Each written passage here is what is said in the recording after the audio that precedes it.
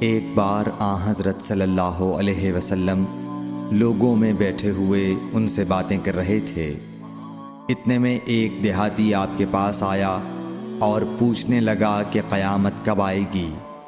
آپ صلی اللہ علیہ وسلم اپنی گفتگو میں مصروف رہے۔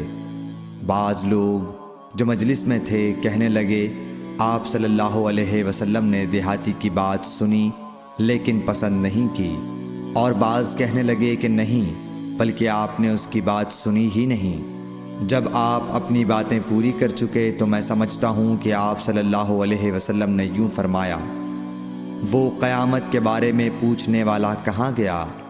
اس دیہاتی نے کہا، حضور میں موجود ہوں۔ آپ نے فرمایا کہ جب امانت ایمانداری دنیا سے اٹھ جائے تو قیامت قائم ہونے کا انتظار کر۔